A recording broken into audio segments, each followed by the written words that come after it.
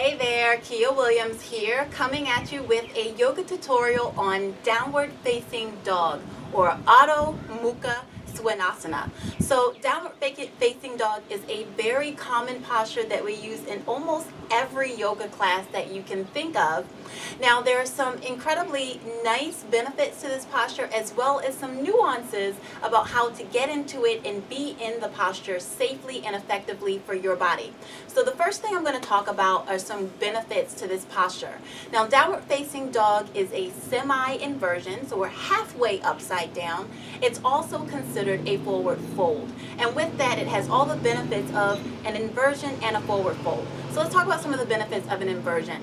When we turn ourselves upside down, what we're doing basically is reversing the flow of gravity. So when it comes to our alignment and the pressure that gravity places on our bones, particularly the bones of our spinal column, turning ourselves upside down is a good way to kind of do some homemade traction. If you think about what happens at a chiropractor's office, they use a machine that helps to separate your vertebra. When you turn yourself upside down, you're getting some of that action in on your own.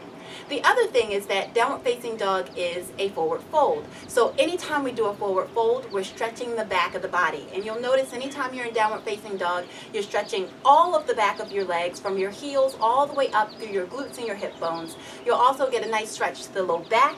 In addition, because you're holding yourself semi upside down, you're strengthening all of the muscles of the upper body. So all of the muscles that help you support your shoulders, your arms, your wrists, your hands, and even your fingers. So it's a really good posture to spend some time in.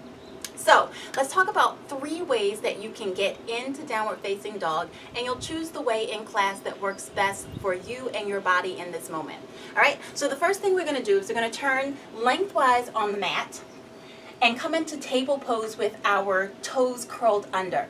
Right, so our knees are going to be just underneath of our hips, the toes are curled under, and we're going to take puppy pose, which is a nice variation on downward facing dog. And to do that, we're going to reach our hands forward as far as we can and bring the forehead down to the mat. And you can take a couple of breaths there. So that's puppy pose. That's a posture that you can use anytime we're in downward facing dog in class and you're just feeling a little too fatigued or too stressed to be in the full posture. The next iteration of this pose will be to start in table pose, wrists underneath of the shoulders, knees under the hips with the toes curled under. And you're going to lift your hips, keeping your knees bent, and send your chest back towards your thighs.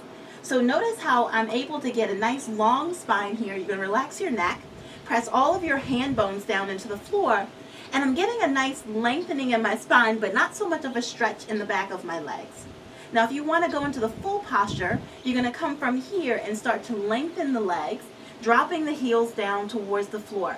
Now notice in this posture that my feet are about hip distance apart. My big toes are slightly turned in towards each other, and all of my hand bones are rooting down into the floor. I'm also going to roll my inner arms in towards my ears to help me support the muscles surrounding my shoulders. So nice stretch here, take a couple of breaths, and when you're ready, come on back down. Right? So anytime you're in class with me or any other class that you're taking, feel free to take any of those variations depending on your mood and what you just feel like doing that day. If you have any other questions about yoga postures that we do in class or that we do here, please feel free to drop me a comment below this video. I'm happy to do another yoga tutorial for you about any other posture that you might have a question about. Thanks so much, and I hope to see you around soon. Bye.